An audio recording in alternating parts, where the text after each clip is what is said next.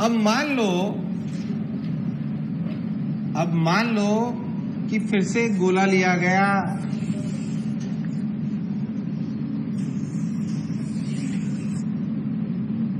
ये आपका कंडक्टर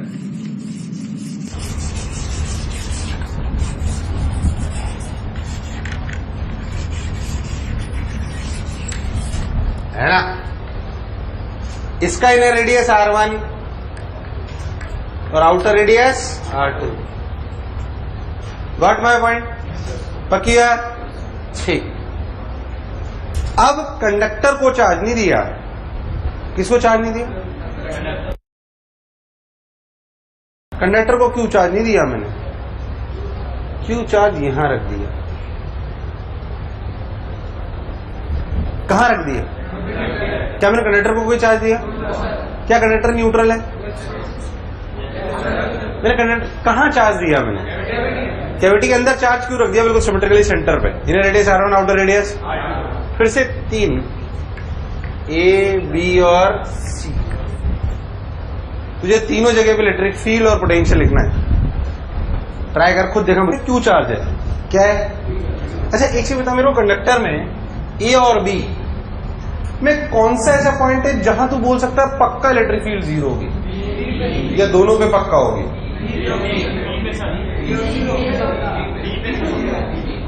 कहां पक्का जीरो? B पे। बाय कंडक्टर के इनसाइड मत रखो, जहां कंडक्टिंग मटेरियल है वहां पे तो पक्का इलेक्ट्रिक फील्ड जीरो है। Bye bye bye, because all the electrons are free. अगर इलेक्ट्रिक फील्ड बच जाएगी तो दौड़ेगी, और जब तक दौड़ेंगे जब तक इलेक्ट्रिक फील्ड जीरो। ये मत रखना कि inside the conductor electric field is zero, तो ए और बी दोनों पे जीरो बोलोगे। ये मत रटो, ये रटो कि electric field is zero everywhere where material is present.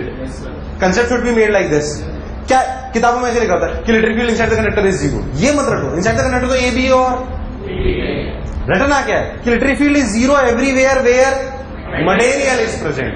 Where, क्योंकि इलेक्ट्रॉन्स फ्री कहां है? जहां मटेरियल है, और जहां मटेरियल में इलेक्ट्रॉन्स फ्री और फ्री है तो तब तक दौड़ेंगे जब तक इलेक्ट्रिक फील्ड जीरो। पक्का कहां जीरो है? बी। अब जब बी पे जीरो, तो मैंने सोचा अच्छा बी पे जीरो है, ठीक। मैंने एक लॉजिकल बात सोची कि मैं मान लो एक गॉसियन सरफेस बनाऊं। क्या बनाऊं? एक जस्ट आउटसाइड। कुछ किसके जस्ट आउटसाइड? इनर सरफेस के। इनर सरफेस के जस्ट आउटसाइड, जस्ट आउटसाइड। आप जानते हो कितना?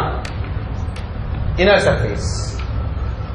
जब मैंने पहले बताओ इस इनर सरफेस पे इलेक्ट्रिक फील्ड कितनी है, मतलब इस पे इलेक्ट्रिक फील्ड कितनी है?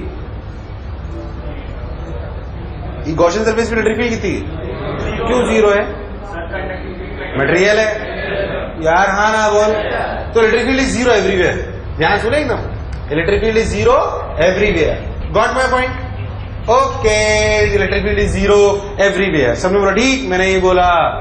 Okay, electric field is zero. Apply Gauss law.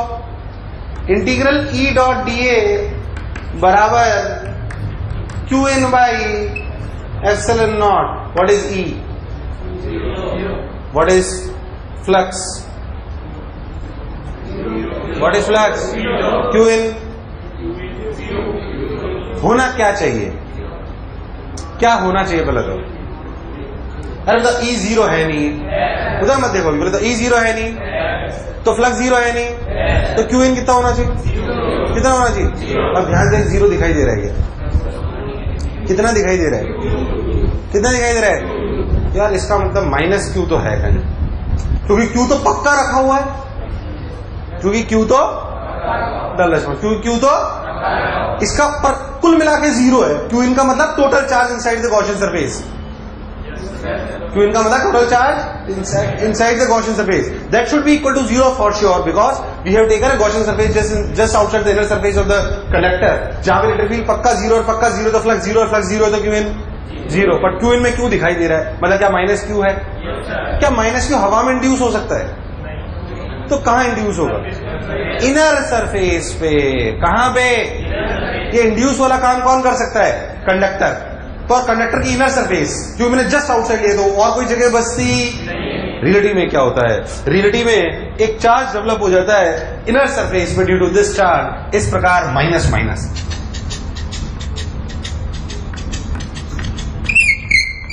Minus Q.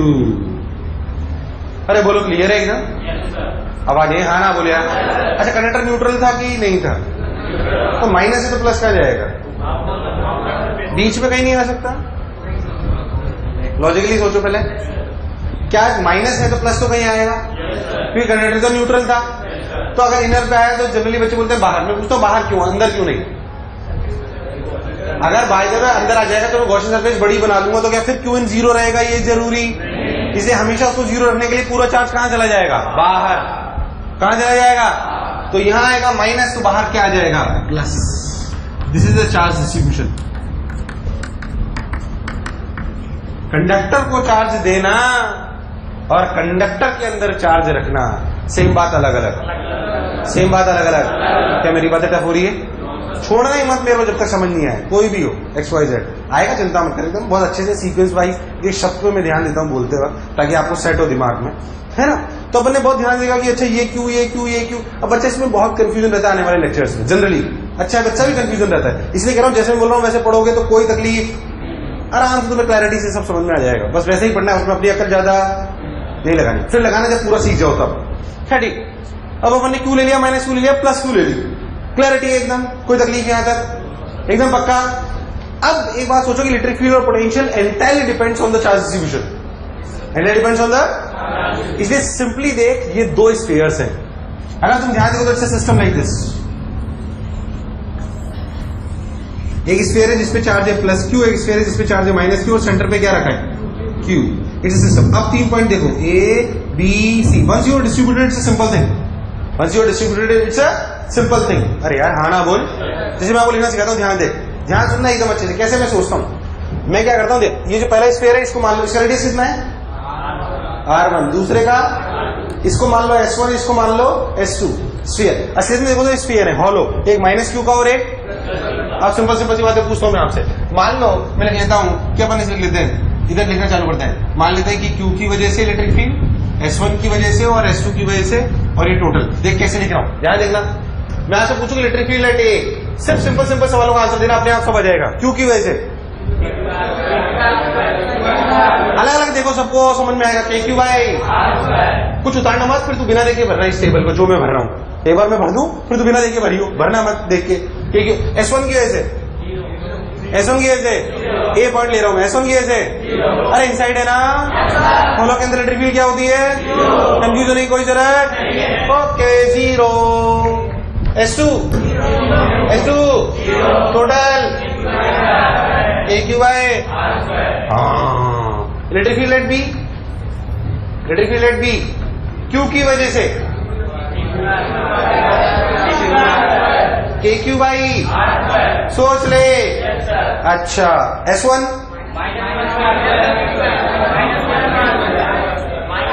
It is outside point for S1, तो minus KQ by R square, yes और नो। S2 कुल मिला के आना भी जीरो ही चाहिए था। ये तो मैं लॉजिकली भी बोल सकता था, क्या B is the point inside the material, क्या जीरो आना चाहिए था। मतलब जो पढ़ा जो समझा बिल्कुल नहीं आया, नहीं आया, नहीं आया, अरे आया नहीं आया। Okay, electric field at C, KQ by R square minus KQ by R square plus KQ by R square, KQ by R square. यार आया ही नहीं यार, अरे आया नहीं आया। देखो स्टेप बाय स्टेप, कोई बुराई। पोटेंशियल देख थोड़ा सा और अच्छा, VA potential due to Q, सब लोग बोलेंगे छोटा है बड़ा है, छोटा है बड़ा है। अच्छा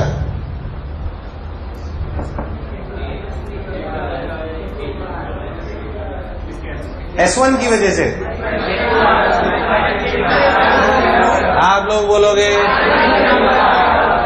माइनस KQ बाय, इसलिए कह रहा हूं अलग अलग देख, प्लस KQ बाय R2, यही नेट समय, यही आंसर है KQ। अब इसमें क्या लिखूं, एक ही बात है जो लिखा हुआ है वो। अरे भाई हाँ ना बोल, कोई दिक्कत नहीं। पोटेंशियल एट बी, लॉजिकली सोचो तो पोटेंशियल एट बी जीरो आना चाहिए, कांस्टेंट। देख आएगा अभी, देखना तो। क्यों किया ऐसे? आवाज यही, के क्यू बाई आर। छोटा है बड़ा है? छोटा है बड़ा है? छोटा है बड़ा है? क्या for object potential point charge S2 की ऐसे के क्यू बाय क्या कुल मिला के के क्यू बाय R2। बोलो कांस्टेंट है की वेरिएबल? कांस्टेंट की वेरिएबल बोलो चमका। अच्छा पोटेंशियल एट सी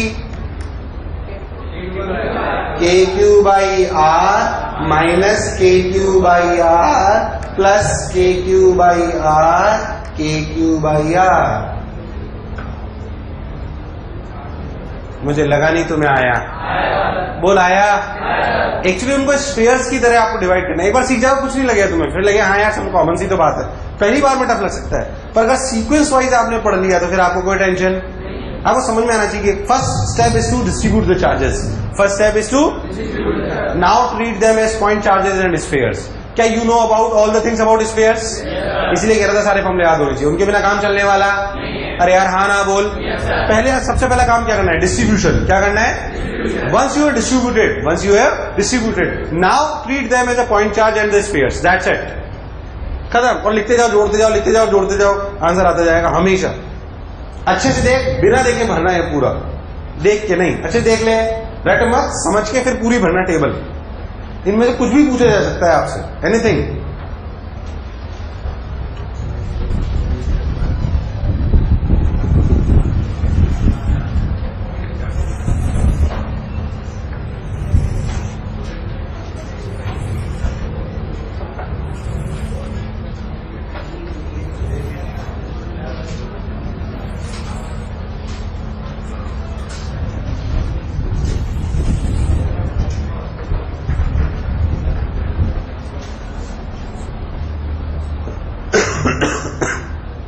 बिना देखे, देख के नहीं यार प्लीज, सब कुछ बिना देखे पढ़ना। हाँ डायग्राम बना लो, बाकी सब कुछ खुद करना। मान लो मैं आपसे एक सवाल पूछूं, कंफ्यूज ना हो बिल्कुल, कि ये कंडक्टर ऐसे, वही अपना कंडक्टर,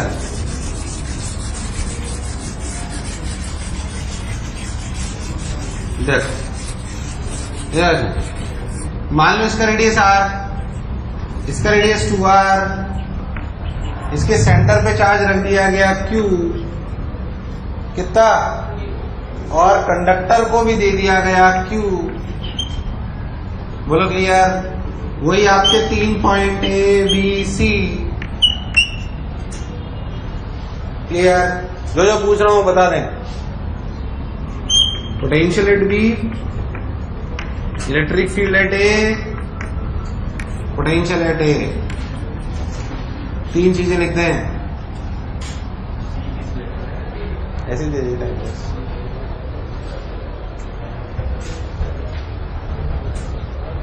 चार्ज डिस्ट्रीब्यूट करो, इनर सरफेस पे कितना आएगा? कितना आएगा? और आउटर पे Q2Q, Q2Q। क्या एक Q तो मैंने बाहर दिया जो है, और एक Q क्या अंदर Q ऐसे है, तो कुल मिला के बाहर कितना हो गया? 2Q। कितना हो गया? 2Q। Okay 2Q। अब ध्यान देख, आप लोग लिखना है electric field eight A, electric field eight A minus Q की वजह से 0, 2Q की वजह से 0, बचा कितना से? KQ by R square. यार आया नहीं यार, क्या एक इलेक्ट्रिक फील्ड से KQ by R square. Potential at B है KQ बाई R, मतलब स्टेप बाई स्टेप लिख रहा हूं ना, KQ by R minus KQ by R plus 2KQ by 2R। तो आंसर आया KQ बाई R। क्या it is a constant term? It means जो पढ़ा जो समझाओ बिल्कुल सही है। ए पे लिखो KQ by R, KQ by R minus KQ by बड़ा छोटा, बड़ा छोटा, बड़ा, प्लस 2KQ बाई 2R। क्या ये कैंसिल आउट हो जाएगा? सिर्फ कितना बचेगा? एक ही आएगा।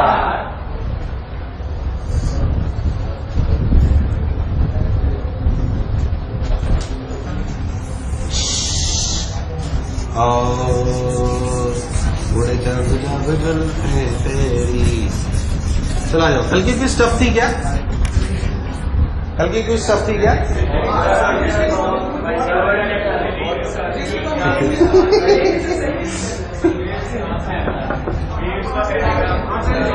तो ठीक है ना, तुम्हें लगेगा कि मतलब नहीं सवाल में तो डिप्रेशन में आने की जरूरत नहीं है। उसमें क्या है, नहीं हो रहे सवाल, सवाल नहीं होने के लिए होते हैं। क्यों? अच्छा कुछ तो होने चाहिए सर, अगली बार ध्यान रखो। साउंड वेव ज्यादा आ गया था ऐसा, कोई बात नहीं ना, sound wave it's a good topic. अब वो चालू हो गए, देखो मौका मिला है, चौका मिल गया कि मेरे 10 में से 1 सही है, तेरे 10 में से 1 सही है। कितने सवाल थे टोटल? 20 एक सब्जेक्ट में ना। 20 में से 20 कितनों के सही है?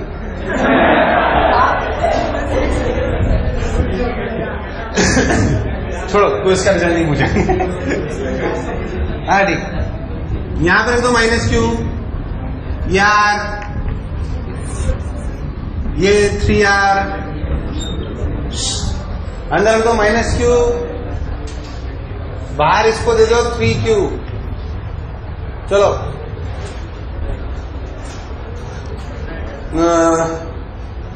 दो ही चीज लिख दो बस, potential at B, potential at A and electric field eight B। ये और B साल इतनी देर से और कहीं ले रहा था क्या? समझ नहीं आ रहा है ये और B कहाँ है? आइटम जैसी बातें मत करा करो। केमिस्ट्री तेरा तो टेरर होना चाहिए एकदम। मैं तो हर क्लास में कहता हूँ शादी करनी हो तो गेंडे जैसे लड़के चाहिए। तेरी पढ़ाई करता हूँ मैं सब जगह। अच्छा उतारना, सवाल करो ना। यहाँ क्यों, तो इनर सरफेस में कितना, यहाँ माइनस क्यू, तो यहाँ तो बाहर माइनस क्यू, बाहर कितना बचा? 2Q। कोई बुराई? अब तो इलेक्ट्रिक फील्ड एट B, उसे सोचने की जरूरत। Potential at B minus KQ by R plus KQ by R plus 2KQ by VR। यार आया नहीं, हाँ ना बोले आप। A पर minus KQ by R plus KQ by बड़ा R plus 2KQ by 3R। नहीं आया, गलती कर दी क्या? गलती कर दी क्या? बोलो डर मिटा क्या? नॉर्मल, कोई खास बात समझ में आया तो फिर कोई दिक्कत नहीं। और वैरायटी, ये जो कंडक्टिंग स्पेस के इस तरह के सवाल है, इसमें अपन और थोड़ी PhD करते हैं, थोड़ी सी और फील वाली बात है। मैं आपसे बोलूं कि एक कंडक्टर है, ये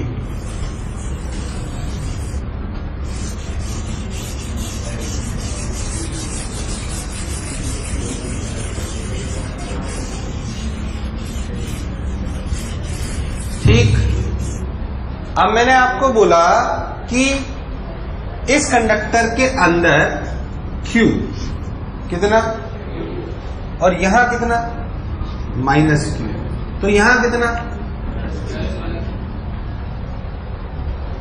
मैं आपसे एक और चीज, छोटी छोटी चीजें पूछता हूं, थोड़ा सा रिलेट करना, बाकी तो दिमाग में सेट रखना ही है आपको। कि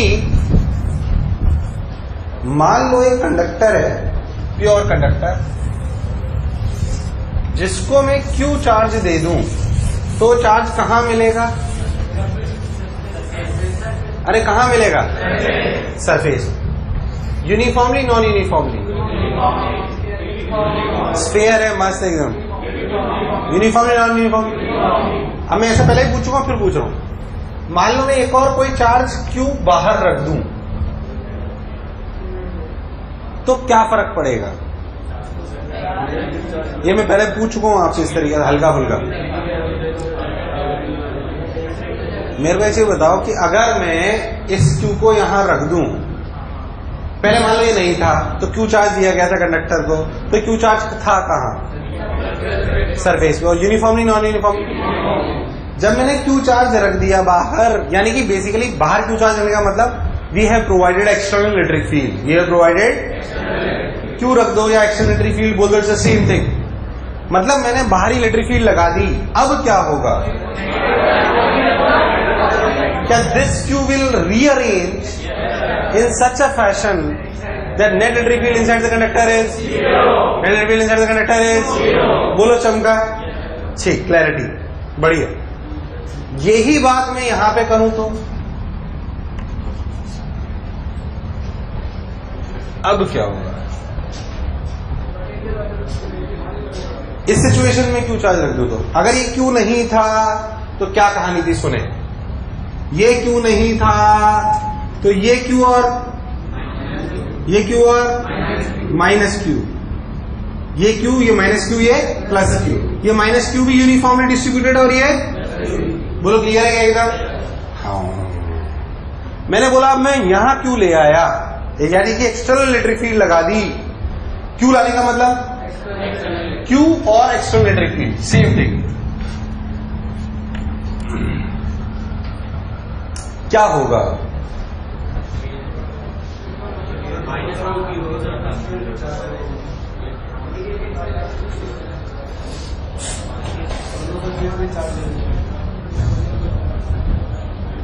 थोड़ी सी अक्कल लगाओ, बाकी तो मेरे को समझाना है, मैं आपसे पूछ रहा हूं।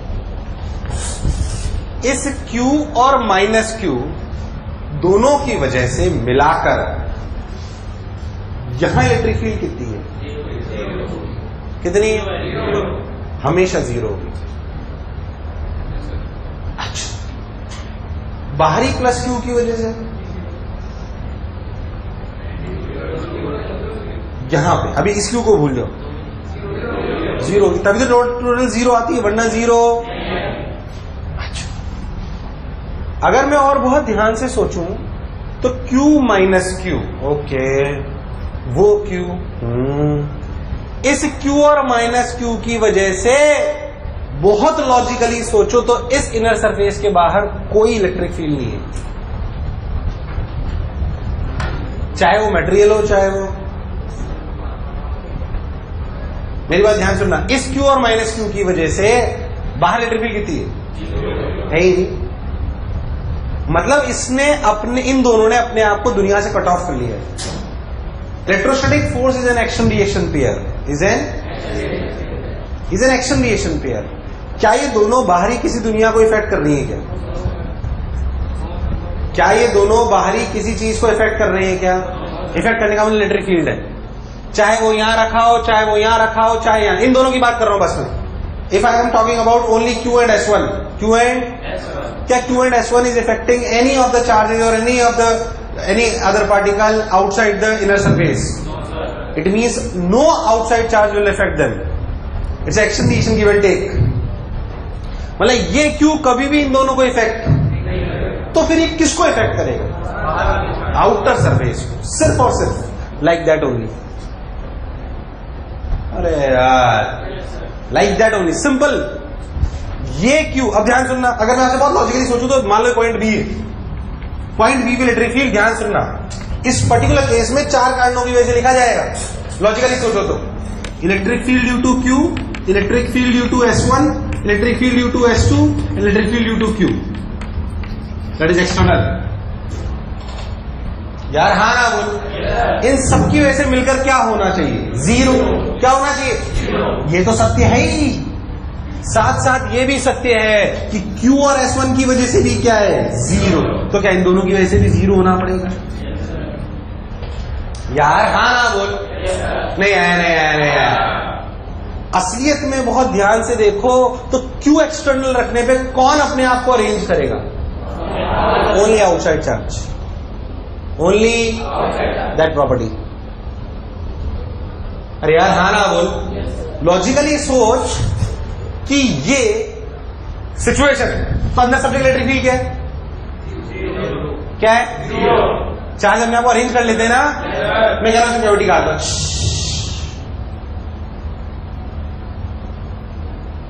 क्या फर्क पड़ा? चार्ज क्यू रख दो, माइनस क्यू आ गया, तब भी उनकी वजह से इलेक्ट्रिक फील्ड जीरो हुई? हुई नहीं हुई? हुई नहीं हुई? ये समझ में आना चाहिए। अच्छा, इससे फायदा क्या हुआ मैं आपको अच्छे सुन, कि जो इनर चार्ज है, ये जो बाउंड्री है रियलिटी में, इसने इस दुनिया और इस दुनिया को अलग कर दिया एकदम। अंदर वाली दुनिया का बाहर से कोई लेना देना। क्या this point charge Q is affected by external electric field? This point charge Q is not affected by. It is a very very very important property. ऐसे कई इंस्ट्रूमेंट्स हैं जो हमारे खास इलेक्ट्रिक फील्ड है, इस कमरे में पता नहीं कितनी इलेक्ट्रिक फील्ड है, हमें पता। मान लो कोई ऐसा इंस्ट्रूमेंट है जो इलेक्ट्रिक फील्ड से इफेक्ट होता है, इलेक्ट्रिक फील्ड से इफेक्ट होता है, तो अगर उसे यहां रख दोगे तो इफेक्ट हो जाएगा। मैं चाहता हूं कि वो इफेक्ट ना हो, तो मैं उसको एक कंडक्टिंग कैविटी में रख देता हूं। किस में रख देता हूं? तो बाहरी इलेक्ट्रिक फील्ड से कोई फर्क। It is a very very important property. This is known as electrostatic shielding. क्या कहते हैं इसे? सुनाए क्या कभी पहले? आज बता रहा हूं। इलेक्ट्रोस्टैटिक ऐसे इंस्ट्रूमेंट्स जो बहुत सेंसिटिव होते हैं टुवर्ड्स द इलेक्ट्रिक फील्ड। मतलब इलेक्ट्रिक फील्ड अगर कोई लग जाएगी तो उनकी रीडिंग चेंज हो जाएगी।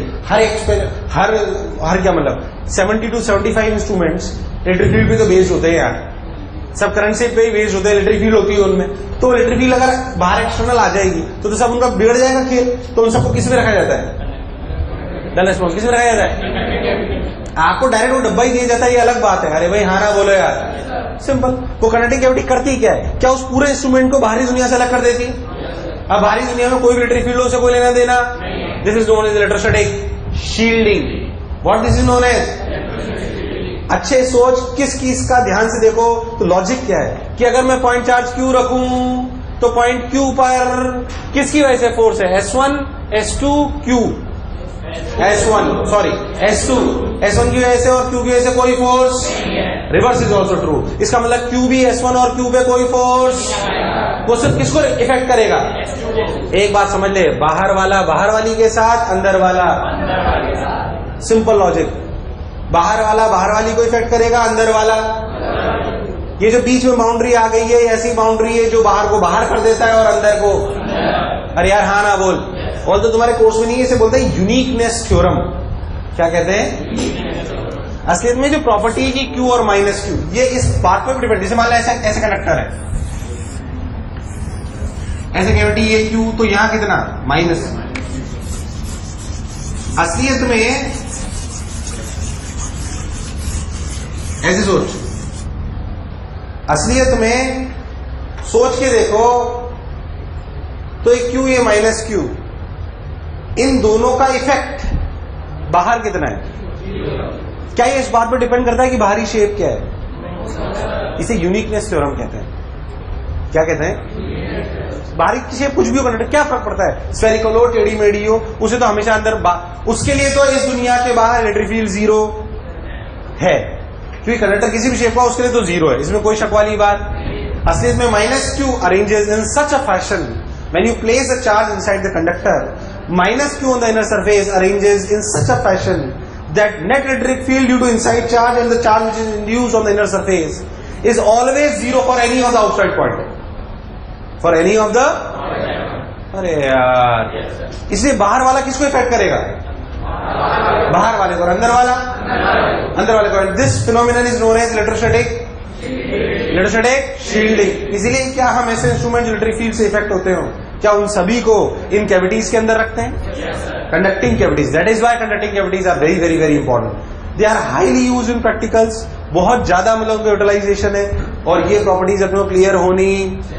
फिर अच्छे सोच, डाउट हो पूछ, रुक जा, जल्दबाजी मत कर, थिंक अबाउट इट। जो डाउट है पूछ, फिर लिखाता हूं मैं इसी में। ये इलेक्ट्रोस्टैटिक शील्डिंग ही पढ़ रहे हैं अपन।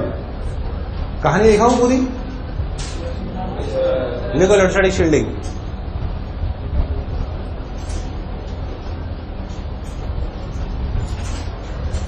लिखो, अगर हम ध्यान से देखें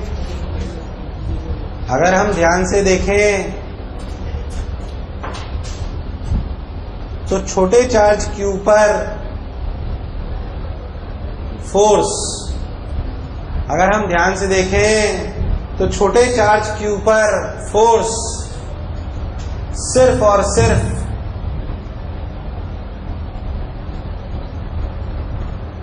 S2 की वजह से लग रहा है। S2 कौन सा है? मार्क कर लेना, S1 S2 है ना। S2 की वजह से लग रहा है।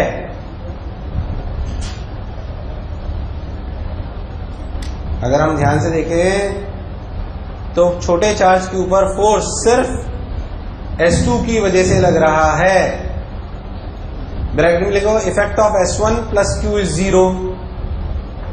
Effect of S1 plus Q, बड़ा Q है ना, S1 प्लस बड़ा Q is 0, is 0। It means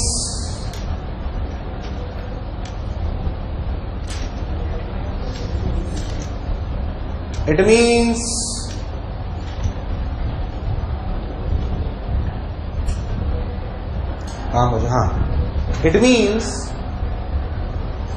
छोटा charge Q will also not affect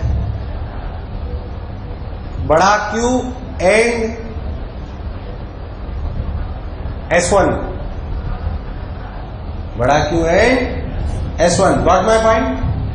बड़ा Q and S1, अरे बड़ा Q and S1, कोई बुराई वाली बात, will not affect बड़ा Q and S1। This property that external electric field not affects, this property that external electric field not affects inner distribution and inner charge, inner distribution and inner charge is known as electrostatic shielding, is known as electrostatic shielding, is known as electrostatic shielding, is known as electrostatic shielding। बोलो clear? Full stop या para change कर लो। Due to above property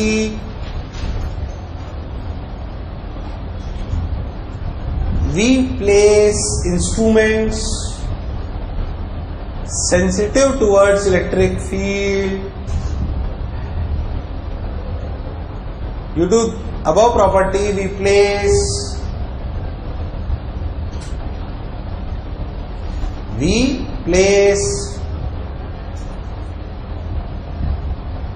instruments sensitive towards electric field inside the conducting cavities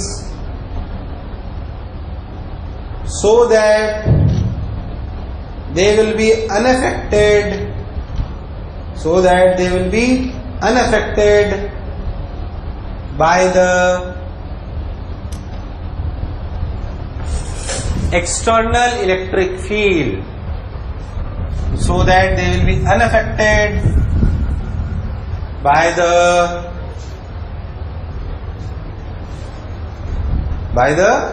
external electric field। क्या electrostatic shielding समझ में आई है? हमें आज छोटी छोटी बातें तो लॉजिकली बात समझ में आ जाएगी अपने आप। ध्यान सुनना,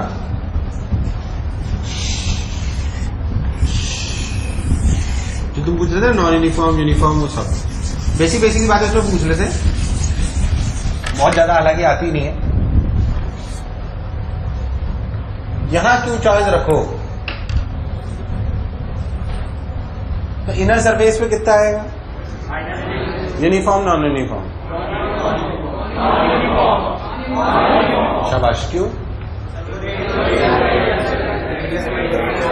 क्या ये Q और माइनस Q अपने आप को इस तरीके से अरेंज करेगा कि बाहरी सभी पॉइंट पर इलेक्ट्रिक फील्ड, और क्योंकि इरेगुलर शेप है, क्या माइनस Q को नॉन यूनिफॉर्म में डिस्ट्रीब्यूटेड होना पड़ेगा?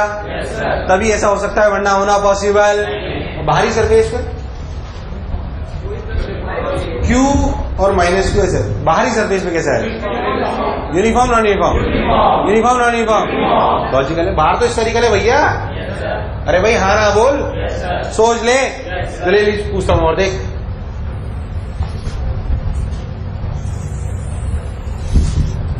क्यों सेंटर पे नहीं रखा?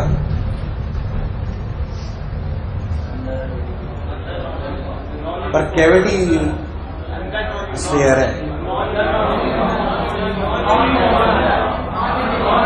अंदर अंदर सोच लो, हाँ ना बोल, अंदर नॉन यूनिफॉर्मली डिस्ट्रीब्यूटेड। अब यूनिफॉर्मली डिस्ट्रीब्यूटेड करने से बाहर इलेक्ट्रिक फील्ड जीरो, तो आप ऐसे इलेक्ट्रिक फील्ड को, सॉरी, ऐसे इनर सरफेसेस में को चार्ज को डिस्ट्रीब्यूट करोगे कि हर जगह अंदर बाहर इलेक्ट्रिक फील्ड क्या हो जाए? जीरो। क्या हो जाए? आवाज नहीं, क्या हो जाए? अच्छा, बाहर यूनिफॉर्मली डिस्ट्रीब्यूटेड।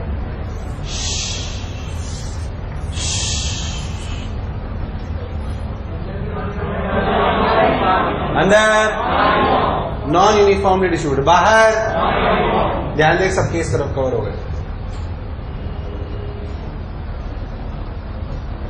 अरे बोलो क्लैरिटी है एकदम। और अभी डिस्ट्रीब्यूशन आ जाओ, चिंता मत करो एकदम। अच्छे थे, हालांकि नॉन यूनिफॉर्म बहुत ज्यादा आते नहीं है, क्यों? क्योंकि आपको वरना उसका आंसर निकाल पाओगे ना, डिस्ट्रीब्यूशन तो देना ही पड़ेगा, बट फिर भी स्टिल ये देख, ध्यान से देखो तो कैविटी के अंदर यानी कि इनर सरफेस पे डिस्ट्रीब्यूशन यूनिफॉर्म सिर्फ तब आता है जब कैविटी स्फेरिकल हो, अरे यार हाँ ना बोल, और चार्ज कहां रखा हो, तभी आएगा। बाकी कभी भी, बाकी सब केसेस में कैसा आएगा? Non uniformly distributed. कैसा आएगा? नहीं आया, नहीं आया, नहीं आया, पक्की बात।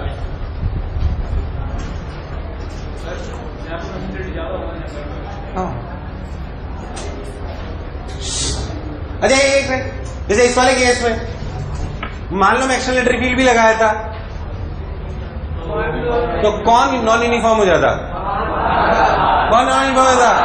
बाहर वाला। कौन नॉन यूनिफॉर्म हो जाता? बाहर वाला। जेई ने एक बार क्या पूछा, सिंपल, उन्होंने हालांकि 4 ऑप्शन दिए थे, मैं आपको ऑप्शन नहीं दे रहा, सोच समझ के ढंग से डायग्राम बनाना।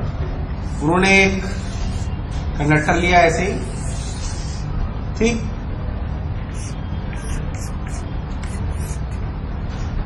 उन्होंने चार्ज को सेंटर पे नहीं रखते हुए कहीं और रख दिया। क्यों?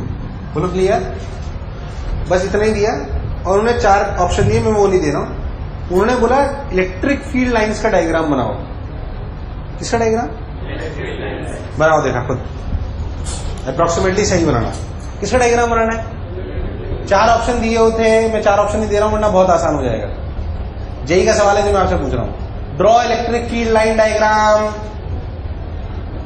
देख लो जेई सवाल, draw electric field line diagram.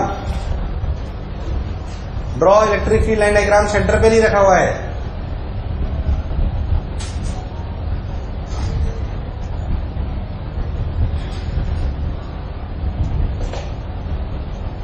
एक लॉजिकली बात सुनो, यहां इलेक्ट्रिक फील्ड देख, बाहर यूनिफॉर्मली डिस्ट्रीब्यूटेड, नॉन यूनिफॉर्मली, तो सिर्फ और सिर्फ अंदर की वजह से कुछ भी होना पॉसिबल।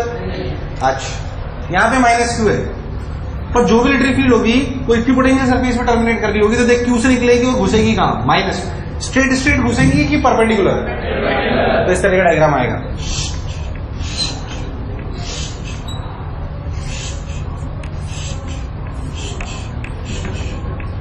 ये हर जगह 90 डिग्री पे घुसा हुआ, और बाहर सिंपली स्ट्रेट लाइन, क्योंकि अंदर वाले का बाहर से कोई लेना देना और बाहर वाले का अंदर से कोई लेना देना। अच्छा, 20 में इलेक्ट्रिक फील्ड क्यों नहीं बनाई? मटेरियल में कुछ भी। अब असली में उन्होंने 4 ऑप्शन दिए थे, एक ऑप्शन ये था, 2 ऑप्शन में अंदर इलेक्ट्रिक फील्ड थी, तो पूरे ही गलत थे, और जो एक और ऑप्शन था उसमें लाइंस थी पर ऐसे परपेंडिकुलरली जाती हुई नहीं दिख रही थी, सीधी सीधी दिख रही थी। तो सीधी सीधी होना पॉसिबल, क्योंकि क्या electric field lines terminate perpendicularly. तो अगर 4 ऑप्शन देता तो आप अच्छे से खुद ही जज कर लेते, कोई दिक्कत नहीं थी, बट मैंने सोचा बनवा लेता हूं, इसलिए बनवाया आपसे। अरे आया, बोलो चमका, कितने लोगों का सही है? ठीक। और देख, कई लोगों ने सीधी सीधी लाइन ड्रॉ करी थी, उनको मैंने इसीलिए गलत बोला था। छोटी सी बात ध्यान रखनी थी।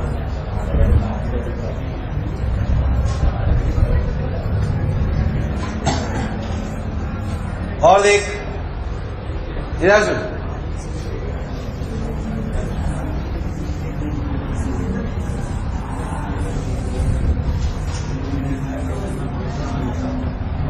अरे बात नहीं हुई। हाँ सुनो, ये जो आपकी कैविटीज थी, क्या थी? कैविटीज। ये कंडक्टिंग कैविटीज थी। कैसी कैविटीज थी? Conducting cavities. अब एक्चुअली क्या है कि अपने को छोटी छोटी बातें थोड़ी थोड़ी और पढ़नी है, उनके बारे में अपन सुने, ध्यान देके जाए। जैसे पहले अपन एक चीज पढ़ लेते हैं, टचिंग प्रॉब्लम्स। कौन सी प्रॉब्लम्स? टचिंग और कनेक्टिंग प्रॉब्लम्स। लिखो, सिंपल सिंपल छोटी छोटी बातें, टचिंग और कनेक्टिंग प्रॉब्लम्स। दो छोटी छोटी सी हेडिंग, टचिंग और कनेक्टिंग प्रॉब्लम्स। कुछ ही नॉर्मल चर्चा। एक बात कहो मेरे को, आजा मटी तू साला मरा हो।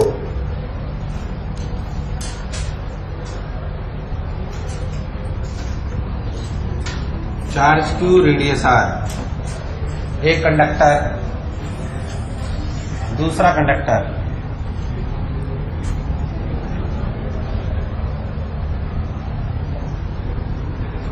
Charge 2q radius 4r। बोलो क्लियर?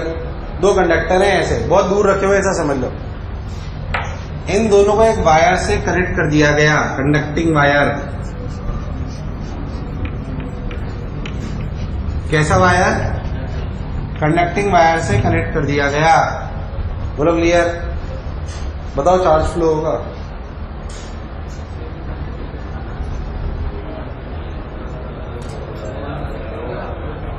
सिंपल सिंपल सी बातें पूछ रहा हूं, बोलो क्या चार्ज फ्लो होगा?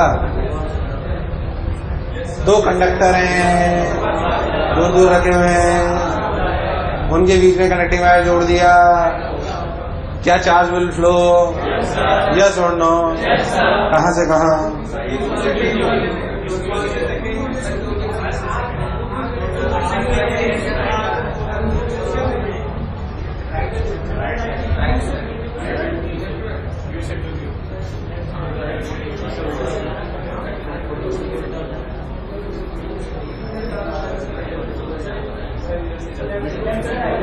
चार्ज बहेगा क्या? पहले बताओ, बहेगा क्या? पहला सवाल ये, भाई बहेगा नहीं बहेगा। दूसरा सवाल, अगर बहेगा तो किधर से किधर? लेफ्ट से राइट, राइट से लेफ्ट।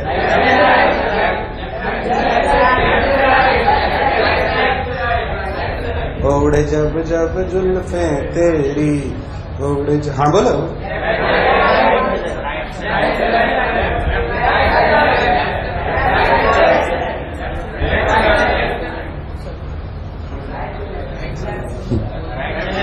कितने लोग बोलते हैं राइट से लेफ्ट? कितने लोग बोलते हैं लेफ्ट से राइट? आधे आधे। चार्ज किस पे ज्यादा? तो ज्यादा से कम पे जाएगा क्या? Charge flow from higher potential to, इसका पोटेंशियल कितना? उसका कितना? 2kq/4r, मतलब kq/2r। कौन पोटेंशियल ज्यादा है? क्या ये वाला ज्यादा है? ये ज्यादा है तो क्या electric field always flows from higher potential to, तो चार्ज भी कैसे जाएगा? ज्यादा चार्ज है तो इलेक्ट्रिक ज्यादा चार्ज है तो उधर से इधर आएगा, ये कोई फंडा? अरे फ्लो तो इलेक्ट्रिक फील्ड की वजह से होता है, इलेक्ट्रिक फील्ड पोटेंशियल डिफरेंस की वजह से आता है, कोई बुराई वाली बात? बोलो कौन हायर पोटेंशियल पे, ये कि ये? अगर ये तो इलेक्ट्रिक फील्ड इधर, कोई बुराई? अब कितना बहेगा दैट इज ऑल्सो इम्पोर्टेंट। बोलो पहले तो पहली बात, बहेगा ये चमका। दूसरी बात, किधर से किधर बहेगा, क्या ये भी चमका? Charge, positive charge flows from higher potential to, हाँ। अब कितना बहेगा? How much? जरूरत नहीं इसमें।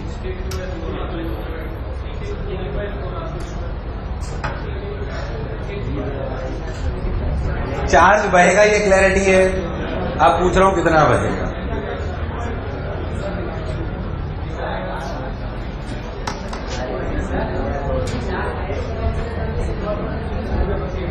हाई पोटेंशियल से लोअर पोटेंशियल जाता है। इलेक्ट्रिक फील्ड हायर पोटेंशियल से लोअर पोटेंशियल फ्लो करता है, तभी तो खुद की काइनेटिक एनर्जी बढ़ाता है और पोटेंशियल एनर्जी घटाता है।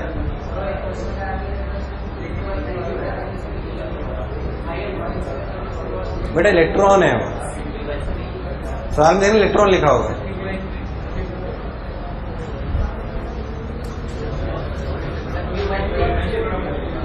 कैसे निकालेंगे पहले तो?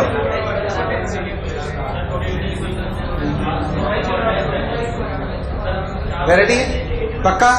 हाँ क्या क्या चार्ज तब तक बनेगा जब तक कि चार्ज बराबर ना हो जाए?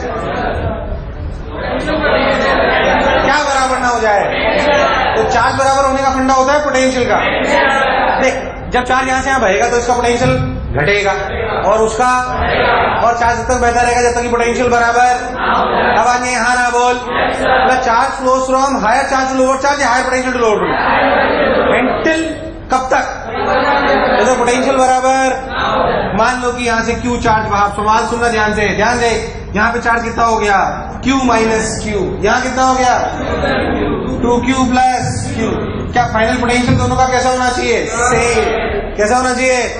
सेम। तो क्या लिखो बोल? KQ minus Q by R बराबर K2Q plus Q by 4R। R ने R को मार दिया, K ने K को। अब आगे हाँ ना बोल। Q minus Q 2Q plus Q, ये बोलो, सॉल्व कर लो। 4Q minus 4Q 2Q plus Q 2Q by 5। आया तो है ही नहीं। अरे आया नहीं आया। सवाल आते हैं find out the final charges. Find out the, एक बार फ्लो पता पड़ गया तो बताना कोई बड़ी बात। कोई गड़बड़ तो नहीं करी मैंने। 2Q बाई 5, तो 5Q माइनस ये कितना बचा? 3Q by 5। और ये वो कितना बचा? 2Q plus Q by 5, 12Q by 5। Answer. और जब जब जुल्फे तेरी। अब सीखा क्या हमने कि जब भी दो कंडक्टर को जोड़ते हैं, चाहे वायर से जोड़ लो, कभी कभी टच भी कर लेते हैं, टचिंग या कनेक्टिंग ये एक ही बात है। तो जब भी ऐसा करते हैं तो चार्ज बहता है, और तब तक बहता है जब तक कि दोनों का पोटेंशियल की चार्ज बराबर हो। ये जरूरी, पोटेंशियल बराबर होना चाहिए। क्या बराबर होना चाहिए? अब एक सवाल ऐसा करा था फिर उसमें कुछ होता नहीं है, इट्स नॉर्मल। बोले तो एक और कराया था, बोले कर ले, तेरी मन को शांति मिले। लेख पहले जो मैं लिखा रहा हूं, लेख कॉन्सेप्ट ऑन कनेक्टिंग और touching two conductors, on connecting और touching two conductors, on connecting और touching two conductors, on connecting or touching two conductors, charge flows, positive charge लिखो, positive charge flows from higher potential to lower potential, to higher potential to lower potential, तब तक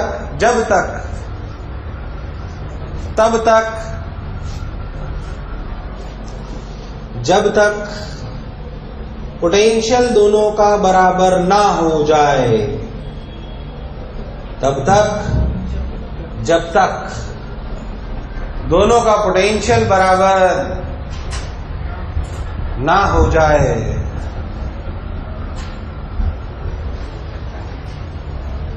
तब तक जब तक दोनों का पोटेंशियल बराबर ना हो जाए। बोलो क्लियर है एकदम?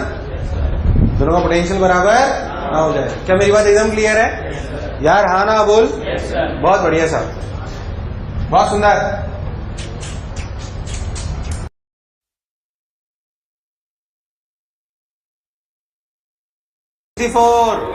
काम करा है सबने? 65, 66, 67, 67, 68। अच्छा, जे एडवांस ऑब्जेक्टिव एक्सरसाइज 2 कहां तक हो चुकी है? एक्सरसाइज 2 हुई नहीं है? क्या बात कर रहे हो यार? कहां तक डिस्कस है? 18 से करनी है। ठीक आ जाओ 17 अरे वाह 17 सोच लो 17 18 डाउट है 18 डाउट पूछ रहे हैं सब लोग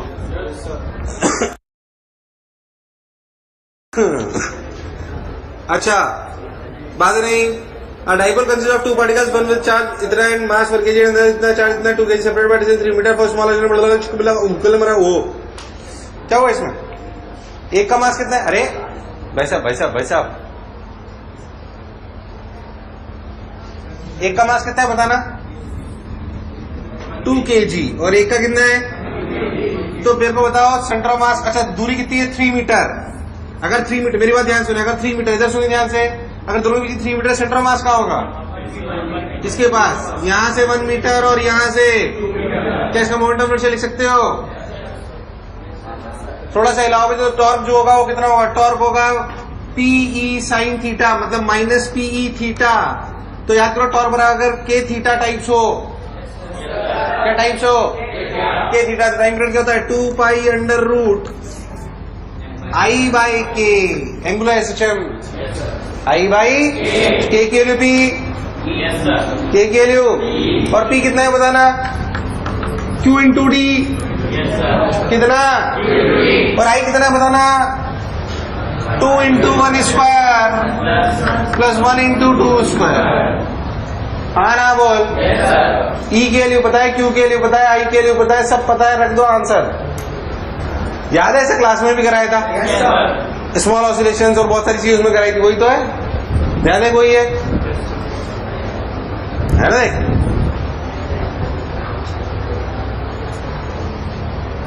ओ चांदनी आया है तेरा दीवाना हाँ भाई कहाँ पहुंचे 18 19 हवा दी 19 20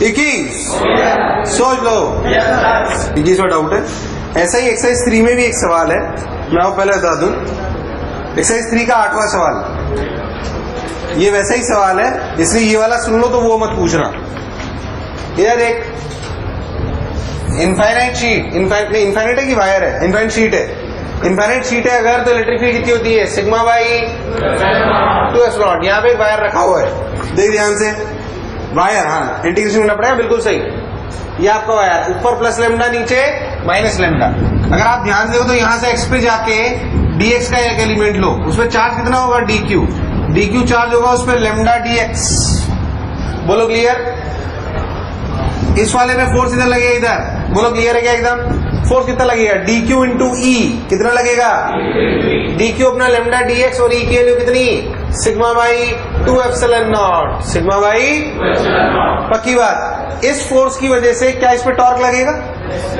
ये एंगल कितना थीटा यार हाँ ना बोल अच्छा ऐसा फोर्स यहाँ पे भी होगा पर इधर होगा क्योंकि वो माइनस है कोई बुराई वाली बात हाँ ना बोल यार तो जो छोटा सा टॉर्क डी टाउ लगेगा वो क्या लगेगा देखो lambda sigma by 2 epsilon not into x D x 2 times limit कहां से कहां तक यहां से लेके 2 क्यों लगाया मैंने ऊपर वाला भी यहां से तक लिमिट क्या हुई बताओ ना 0 से एल की L by 2 L by total length L है कि 2L है 2L है 0 to L खत्म जो एक्सरसाइज 3 का 8वां सवाल है वो तो आसान है उसमें थीटा है ही नहीं मैंने कुछ गड़बड़ करी मैंने कहीं गड़बड़ है हाँ सॉरी साइन थीटा अरे टॉर्क लिखोगे तो आर क्रॉस एफ होता है ना टॉर्क लिखोगे तो क्या होता है एक्स इंटू ये इंटू साइन थीटा जो 8वां सवाल है उसमें साइन थीटा आएगा ही नहीं है ही नहीं क्योंकि परपेंडिकुलर है अजमट्स अरे भाई कुछ याद है मैंने इंटरेक्शन एनर्जी पढ़ाई थी एक कुछ याद है पढ़ाई थी हाँ 23 मुझे ऐसा क्यों लग रहा है तुमने काम नहीं करा 23 24 सोच लो 24 से 24 से 44 तक हो चुका है। Okay, very good. हाँ भाई, 45, 46, 46, 47, 47, सोच लो, 48, 48, 48 का सी पार्ट पूछा जा रहा है मुझसे। हाँ भाई, particle A having positive charge is moving directly head on towards initially stationary positive charge particle B. At the instant when A and B are closest together, B would have gained less kinetic energy than A would have lost. क्या हुआ इसमें? Potential energy में तो बढ़ी, कहाँ गया? Potential energy में तो चेंज आई। अच्छा बेटी हु सल हमारा हो, अच्छा बेटी हु, ये इन्फाइनाइट से देखा, यहां पर था, जब बराबर आ गए तो पहले से सिस्टम में क्या थी? Kinetic energy initially. Potential energy जब दोनों वीवी से चलने लगे तो सिस्टम में पोटेंशियल एनर्जी भी है, तो आई तो काइनेटिक एनर्जी से ही थी। तो जो काइनेटिक एनर्जी का लॉस हुआ पूरा का पूरा वापस काइनेटिक एनर्जी में गेन, उसमें से कुछ किस में चला गया है? अजमडी, बुरा डाउट नहीं है हालांकि। हाँ 48, 49, 49 मुझे डाउट है। हाँ बोल, मतलब आंसर गलत है, देख लेते हैं एक बार। हाँ चेक कर लेते हैं। For the situation shown in the figure below, assume arc greater than length of dipole cheek. Mark out the correct statement. क्या आंसर दिया हुआ है इसका? BC, मतलब BC लाना है अपने को, ठीक।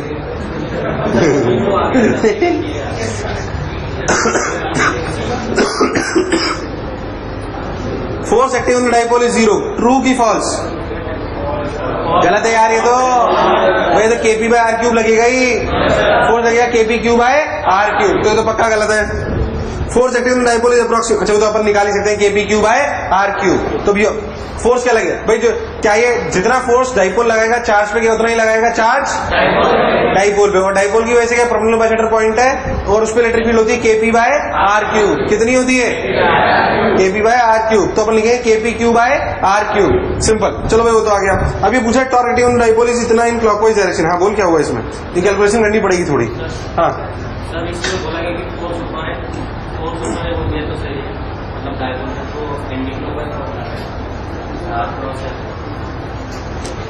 अरे भैया torque acting on the dipole है, तूने क्यों क्या अबाउट टॉर्क निकाल दिया है?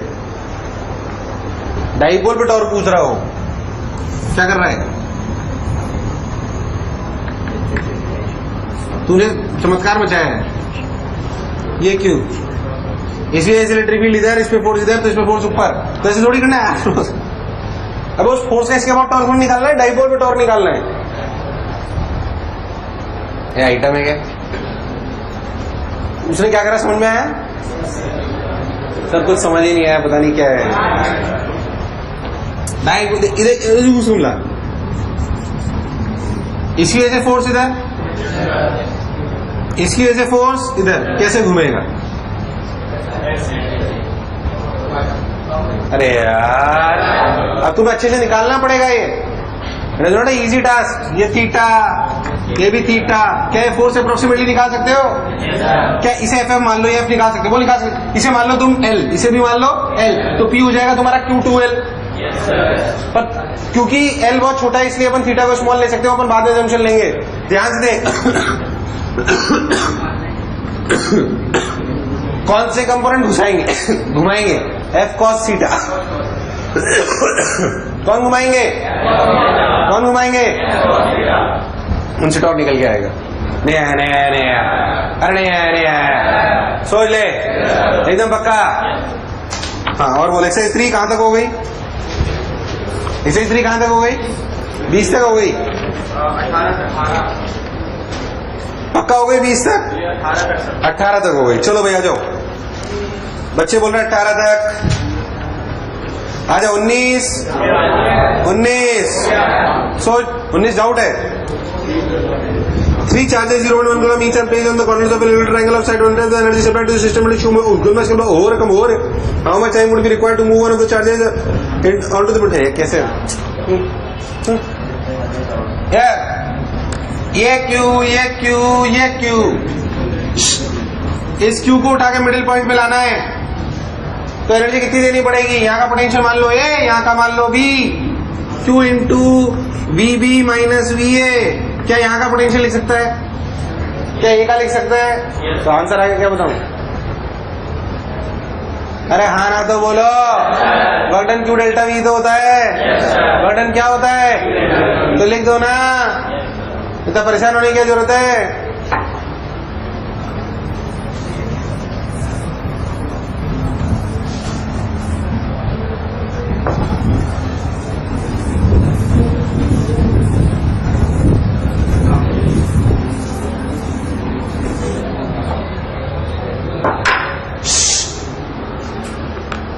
हाँ भाई, कहाँ पहुंचे अपन? कहाँ पे? 19।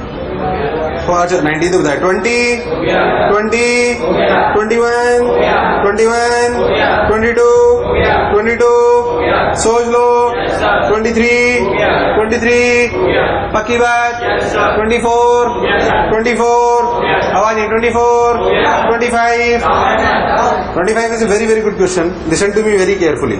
It's a good problem. ध्यान से पढ़ लो, एक बार पूरा अच्छे से बताता हूँ। Read question carefully. It's a good problem. तार मार लगा लें. It's a good concept and good problem. Listen to me very carefully. पढ़ डालो एक बार. Electric field given by the vector E equals to xi cap plus yj cap is present in the xy plane. A small ring carrying charge plus q which can freely slide on a smooth non-rotating rod is projected along the rod from the point 0, l such that it can reach the other end of the rod. What minimum velocity should be given to the ring? Assume zero gravity. What minimum velocity should be given? हमें पहले एक बात समझो, electric field कितनी है? xi cap plus yj cap. क्या electric field is constant और variable? Constant और variable? It is variable for sure. अच्छा, ऐसे आपकी कंडक्टिंग रॉड है, कितने लेंथ की बताना? ये एल कॉमा दिया हुआ, ठीक है क्या? L comma 0, 0 comma L. अच्छा, पार्टिकल कौन सा है? Plus Q minus Q? उसको कितनी रफ्तार से फेंका जाए कि वो यहां से यहां पहुंच जाए? क्या दिस इज द क्वेश्चन? अब बच्चा यहां से यहां पहुंचाने के लिए यहां से यहां तक एनर्जी कंजर्व कर देता है, पर जब वो एनर्जी कंजर्व करता है तो असलियत में उसको कुछ मिलता नहीं है, वो 0/0 आ जाता है. लॉजिकली सोचो तो सोच के देख कि यहां से लेकर मिडिल पॉइंट तक देखें, विच कंपोनेंट इज लार्जर, आई और वाई, आई और जे? जे. This is larger, this is smaller. So the net force on the charged particle is on which side? On this side. अरे रोड को छोड़ के तो चल ही नहीं सकता ना यार. जो भी से कंपोनेंट इधर आएगा और इधर आएगा, उनमें बड़ा कौन होगा? इधर वाला. तो बताओ पार्टिकल पे फोर्स किधर लगेगा? ऊपर. किधर लगेगा? किधर लगेगा? अच्छा, यहां पे.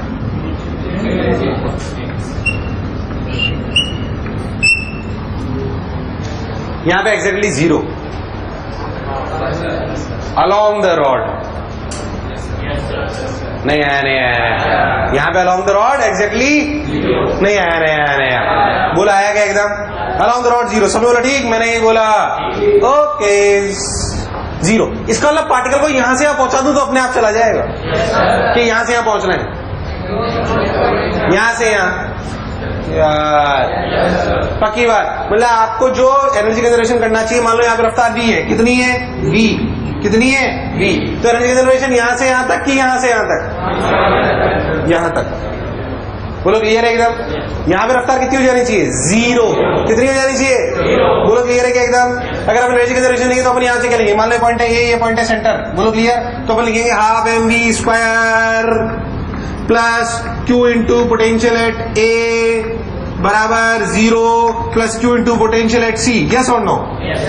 यानी अपन क्या लिखेंगे? Half mv² equals to Q BC minus VA. और ये पोटेंशियल निकालने का तरीका क्या है? Q इंटू पोटेंशियल डिफरेंस क्या था, डेल्टा वी बराबर माइनस ई डी आर।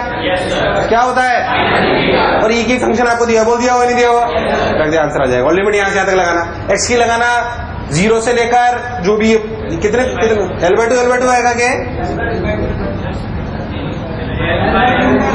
कितना आएगा ये L/√2, L/√2। एक्स की लिमिट 0 to L/√2 और वाई की लिमिट L/√2 ही आएगा ना, ये लेना L/2 आएगा यार। क्या कर रहे हो,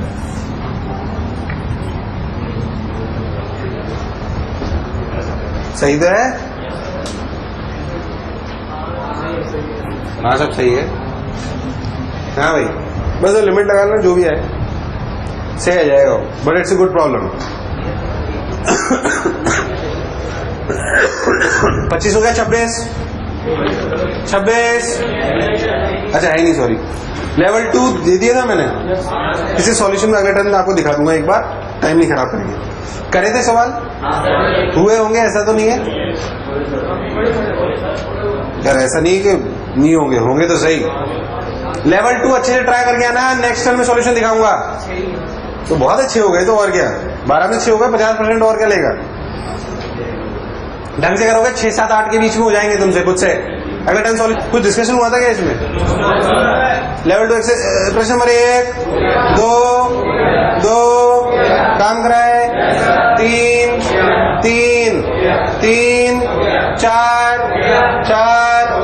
सोच लो, 5 6 7 8 9 10। अरे 9 हुआ नहीं हुआ, 10 11 12 छोड़ दो, सर्वेस टेंशन विस्कोसिटी के साथ है ये, 11 12 छोड़ दो, अभी नहीं आता है तुम्हें ये, 11 12 छोड़ दो, अरे 11 12 छोड़ दो, 13 छोड़ देने का मतलब नहीं तुम करोगे नहीं उन्हें कभी, हाँ 13 14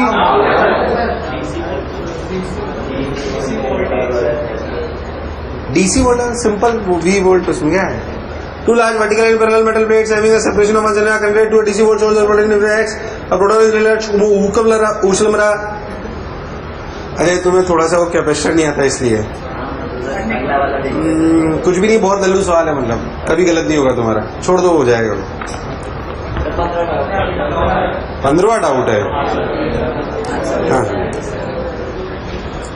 Consider a thin spherical shell of radius r with its center at the origin carrying uniform positive charge density. The variation of the magnitude of electric field E and the electric potential V are the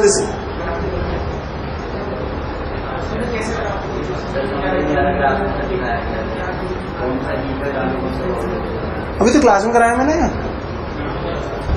तुम पागल हो गया, अभी तो क्या फर्क पड़ता है, शेल के ग्राफ बनवाए नहीं बनवाए तुमको, तो वही तो है।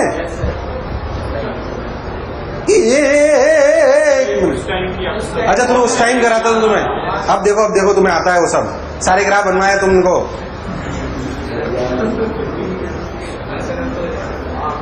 क्या हो कुछ है थोड़ी, तो क्लास में बनवाए यार, क्या कर रहे हो, करो क्या है उसमें, क्लास में कराए, अब तो PhD कर डाली अपन ने उस पर। याद कर, शेल के इलेक्ट्रिक फील्ड और पोटेंशियल के ग्राफ, शेल ना ये, कौन सा आंसर होगा देख लो सब लोग।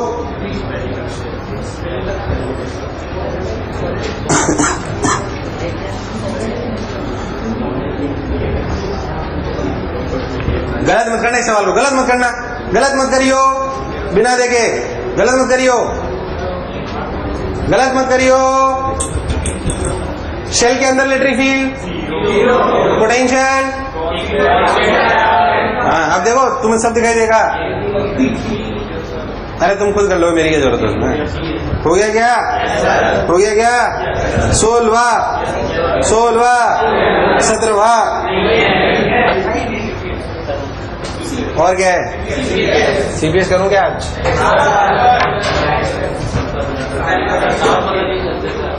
डाउट बता दीजिए, वो डिस्कशन ही तो कहलाता है।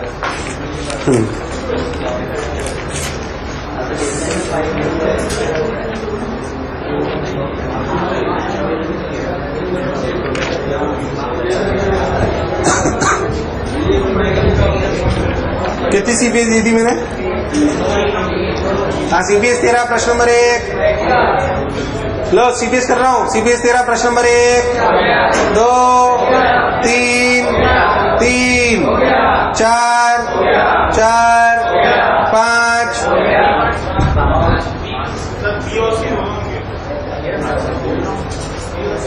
हाँ, दोनों कर लो।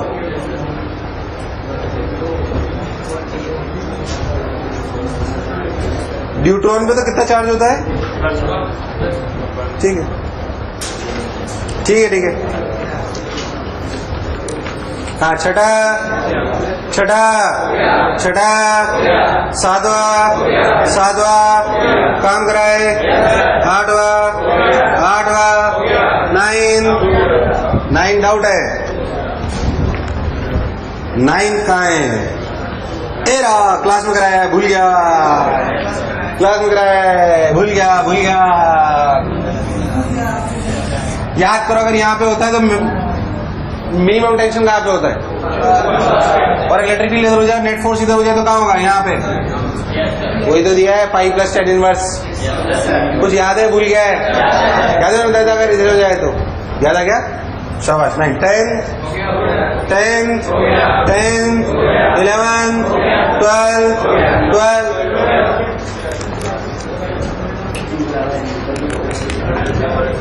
मैंने तुम्हें ग्राफ बनवाए थे क्या?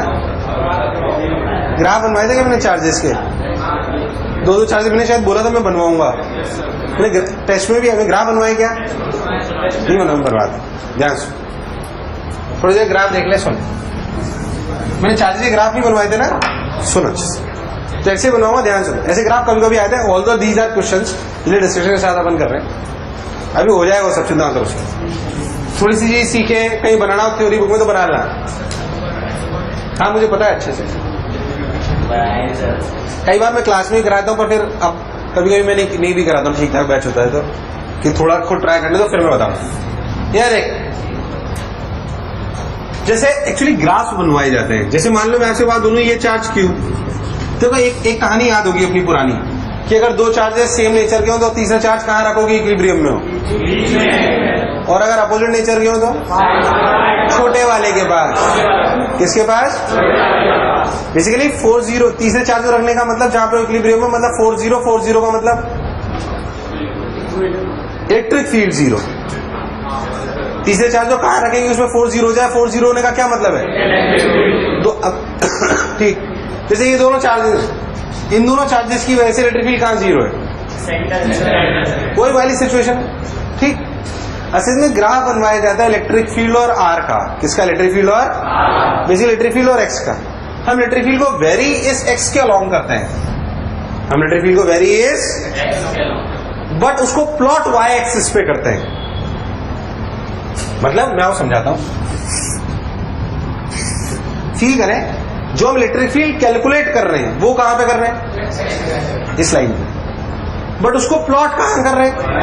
बेसिकली हम ग्राफ ड्रॉ करेंगे electric field at X versus X. तो electric field versus electric field at X को बनाएंगे कहां? ग्राफ तो ऐसे ही बनेगा।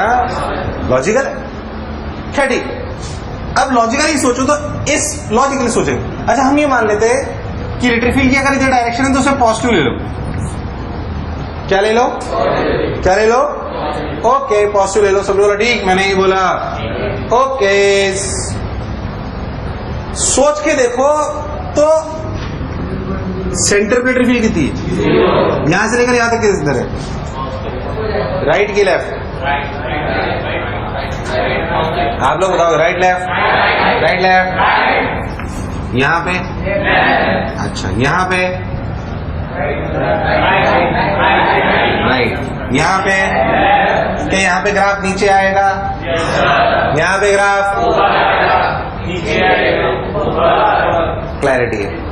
अनंत पे इलेक्ट्रिक फील्ड, माइनस इन्फिनिटी पे इलेक्ट्रिक फील्ड, क्यू के जस्ट राइट में देख, क्यू के जस्ट राइट और लेफ्ट में तो इन्फिनिटी होगी, K Q by R square, if R is tending to 0 electric field will tend to infinity, electric field will tend to, इसके इधर उधर तो भाई साहब इन्फिनिटी होगा, या तो प्लस इन्फिनिटी या हमेशा चार्ज के आजू बाजू तो इन्फिनिटी ग्राफ होना है, हाँ की ना, कोई शक वाली बात, हाँ ना बोलना पड़ेगा। अच्छा, इसमें यानी कि प्लस इन्फिनिटी, यानी graph will start from here, touches the 0 mark, go down like this. नहीं आया, इसके इधर प्लस इन्फिनिटी, अनंत पे 0,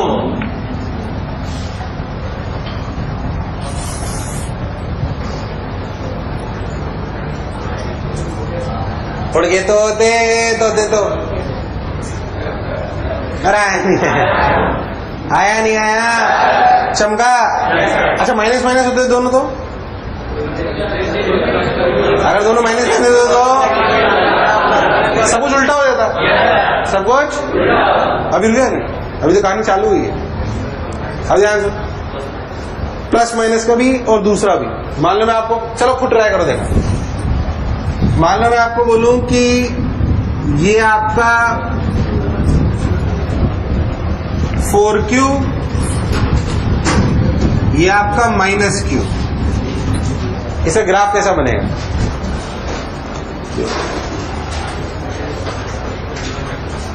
देख, एक बात तय, सुनो, 2-3 बातें ग्राफ में तय होती हैं, ध्यान से सुन लो, कोई बात ही नहीं होता, पहली बार में कोई दिक्कत तो नहीं है, थोड़ी सी। एक बात तय होती है कि चार्जेस के आजू बाजू क्या graph will start and from infinity plus, और वो आप लोगों को दिखाई देता है। और अनंत पे इलेक्ट्रिक फील्ड, ये भी तय होता है। अच्छा, इस पर्टिकुलर सवाल में अगर अपन बहुत ध्यान से देखें तो हमेशा उस वाले रीजन को मार्क कर ले जहां पे क्या क्या होने वाला है। बीच में इलेक्ट्रिक फील्ड की डायरेक्शन राइट लेफ्ट, ग्राफ पूरा ऊपर, ग्राफ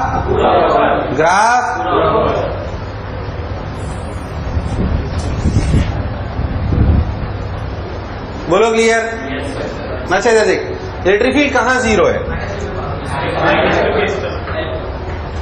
यहां से या इलेक्ट्रिक फील्ड की डायरेक्शन, यहां से आप कौन डोमिनेट करेगा, ये मैं पहले ही बता चुका हूं। यहां पे 0, अनंत पे, यहां पे 0, अनंत पे। अगर यहां पे 0, अनंत पे 0, क्या कहीं मैक्सिमा आया होगा? और यहां पे -Q, तो ग्राफ इस प्रकार का नहीं हुआ, कोई बात नहीं, अब समझ लो कैसे बनते हैं, लॉजिकली समझ में आएंगे। यहां पे भी 0 और अनंत पे भी 0, तो क्या एक मैक्सिमा बनता हुआ ग्राफ आएगा? यार आवाज नहीं आई यार, हाँ ना बोलना पड़ेगा, पक्की बात। उधर की तरफ का देखो,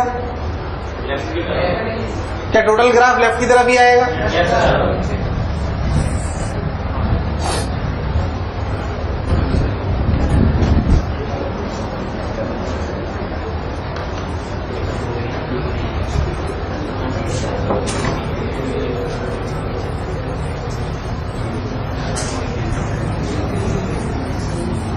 हाँ भाई,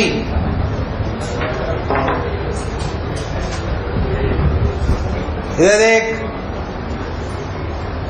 ये x वर्सेस x पॉजिटिव, देख, एक और ऐसा बनवाऊं तुमसे, सब लोग सही बनाना, बिल्कुल ऐसा ही, गलत मत करियो।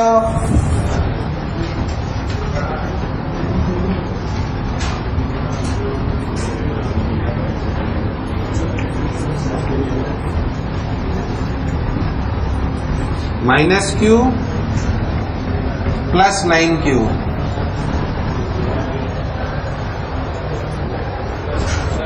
हर जगह प्लस माइनस ढंग से मार्क करना है, बस, और कोई दिक्कत नहीं है। यहाँ पे इलेक्ट्रिक फील्ड इधर है तो ग्राफ विल। अच्छा, घर जाके कैलकुलेशन पे थोड़ा ध्यान देना, ये जो लोअर पीक आती है ये किसके पास आएगी? छोटे वाले के पास। कैलकुलेशन है ये, किसके पास आएगी? लॉजिकली सोचना गणित से, ये जो पीक आएगी ये किसके पास आएगी? छोटे वाले के पास। अब क्या करूं?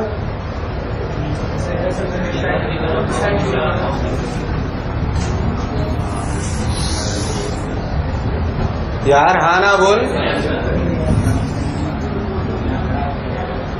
मेरे हिसाब से तो ये ग्राफ है, तुमसे तो बना ही नहीं, बन गया क्या? सोच लो, आना बोल, और बनाओ कि पेट भर गया? पेट भर गया? आना बोल। अच्छा मान लो इसका बनवा दूं तो Q और माइनस Q का इलेक्ट्रिक फील्ड 0 है। Q और माइनस Q इलेक्ट्रिक फील्ड कहां 0 है?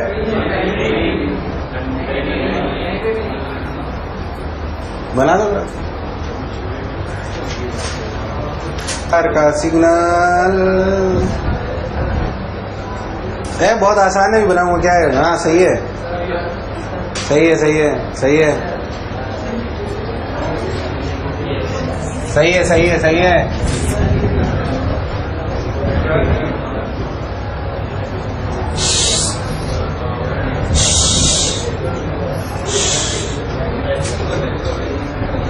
अरे सही बनाया क्या मैंने?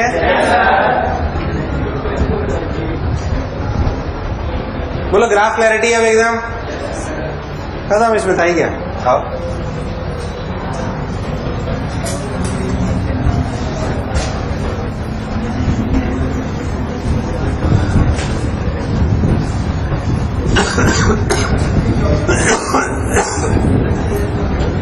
ला, कौन सा सवाल था ये? 12वां हो गया, 12वां अब पीएचडी करा दी उसमें। 13वां 13 काम करा है, 13 14 14 कौन सा 14 डाउट है?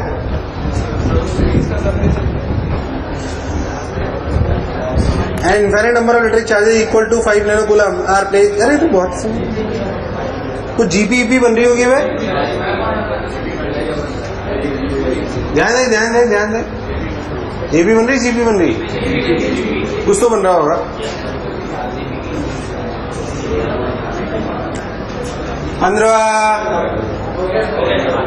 पंद्रह डाउट है, बताया था वैसे हो जाना चाहिए। The adjacent figure shows a thin plano convex lens, बातें नहीं। अरे the adjacent figure shows a thin plano convex lens of rod index mu1 and a thin plano concave lens of rod index mu2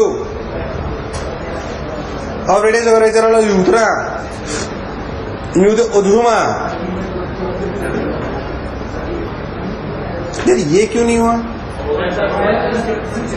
1/f1 plus किसने पूछा है? 1/f1 plus 1/f2 plus 1/f3 बता दूं मैं? Try again, लो पढ़ते हैं, अब कल करेंगे। पढ़ा था, कोई बात नहीं, चलो हाँ एक डिस्कस कर दूं, ये 14 निपटा दूं? निपटा लो जल्दी से, निपट जाएगी, 5-7 मिनट है। 14 प्रश्न नंबर 1 2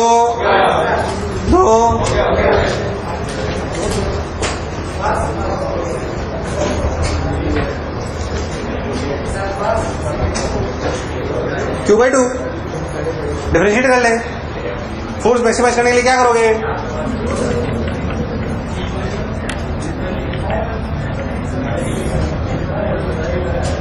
यहां पे Q वेरिएबल है, डिफरेंशिएट कर ले dF/dQ।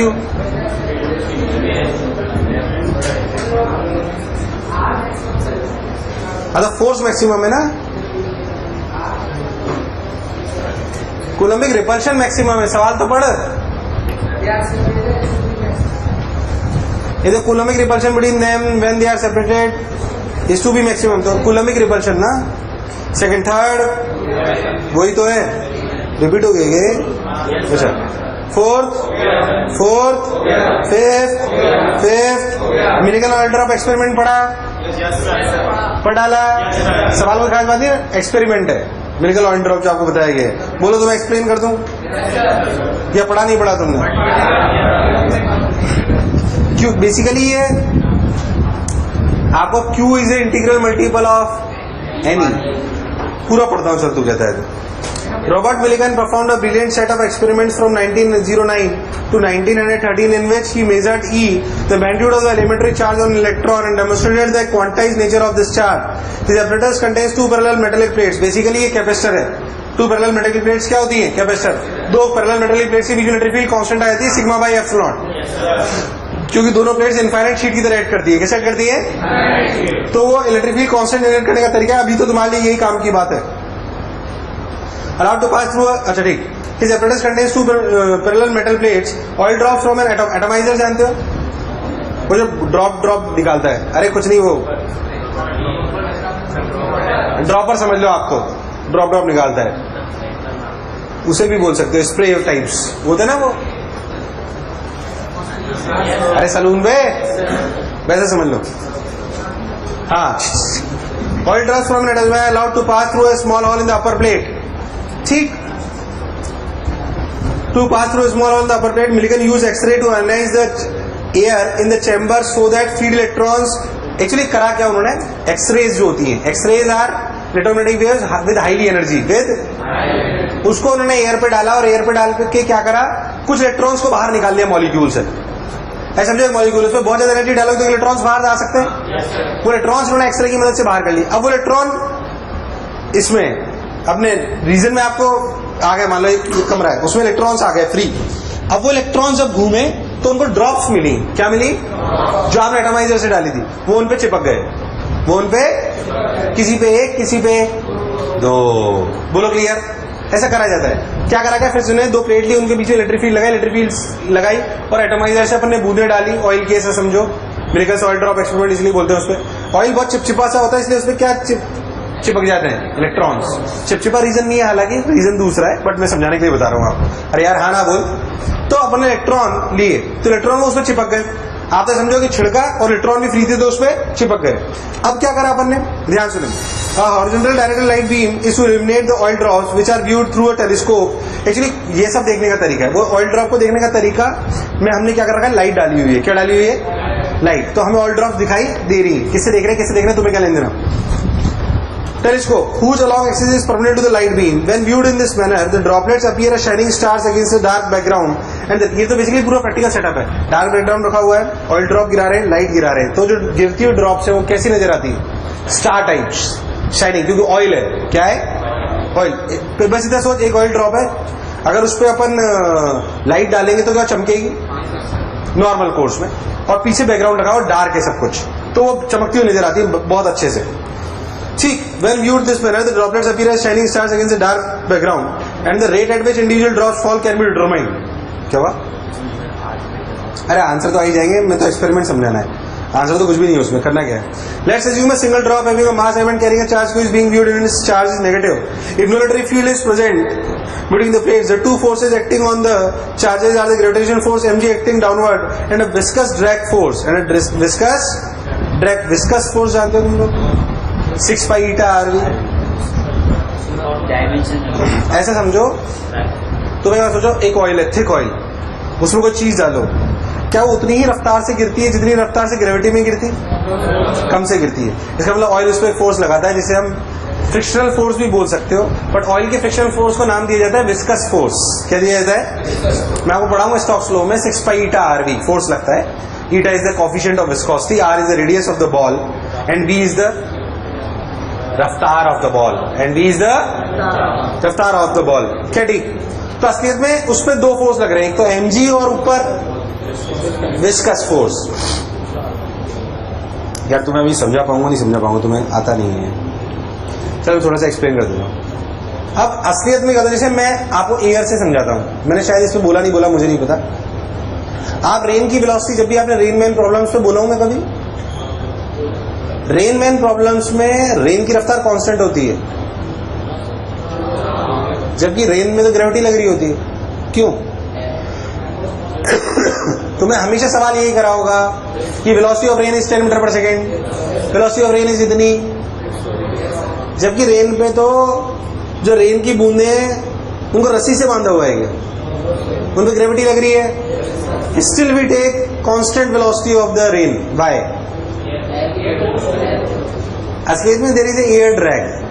सोच अगर तू ऐसे रेन टपकने लगे ना, भगवान ऐसा नहीं करता, एटमोस्फेयर पागल हो जाते हैं अपन। सोच बादल कितने किलोमीटर ऊपर होते होंगे, बहुत ज्यादा तो नहीं पर 10 किलोमीटर मान लो। सोच 10 किलोमीटर से कोई पार्टिकल गिरे तो उसकी नीचे रफ्तार होगी √2gh। अरे कितनी होगी? अब 10 किलोमीटर का √2gh निकाल। अबे ऐसे बूंदे गिरती ना गोलियों की तरह, खुपाच। बारिश में भीगने से 10 मरे।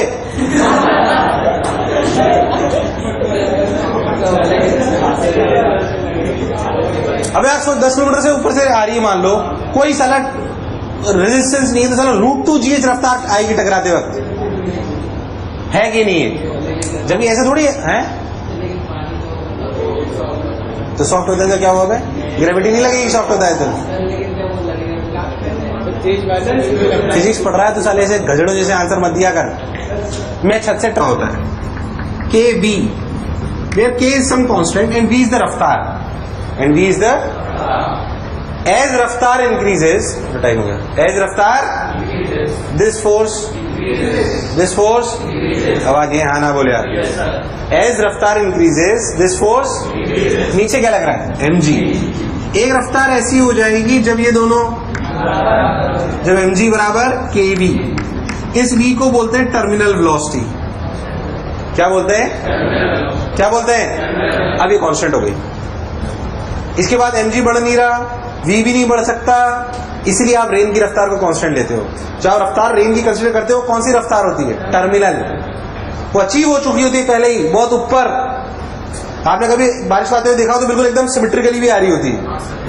अगर अरे यार, और कांस्टेंट रफ्तार से आ रही होती है। अरे यार हाँ ना बोल, क्योंकि वो टर्मिनल वेलोसिटी अचीव कर चुकी है। कौन सी वेलोसिटी? वो एक टर्मिनल वेलोसिटी होती है। ऐसा ही विस्कस फोर्स में भी होता है। जब बॉडी नीचे गिर रही होती है तो ऊपर का जो फोर्स है वो इस बात पर डिपेंड करता है कि रफ्तार कितनी है, जिसे विस्कस फोर्स बोला जाता है। जैसे जैसे रफ्तार बढ़ती है वो फोर्स, और बढ़ते बढ़ते जब वो mg के बराबर हो जाता है तो कौन सी वेलोसिटी अचीव हो जाती है? टर्मिनल। वही वेलोसिटी इसकी बात इसमें करी हुई है। अरे यार हाँ ना बोल, ये एयर मैंने इसलिए समझाया ताकि मैं आपको यहां से रिलेट कर पाऊं, क्योंकि ये आप पढ़ चुके हो। लॉजिकली सोच, तेरे को जब भी तूने रेन में प्रॉब्लम करी थी, रेन की रफ्तार कांस्टेंट ली थी, जबकि उसमें ग्रेविटी लग रही है। तेरे को कभी भी acceleration due to gravity consider, क्योंकि वो टर्मिनल पहले ही अचीव हो चुकी है इस तरीके से जो मैं बता रहा हूं आपको। अरे यार कुछ बात चमकी, एक बार और पढ़ना, नेक्स्ट टाइम बताऊंगा मैं। होमवर्क लिखो।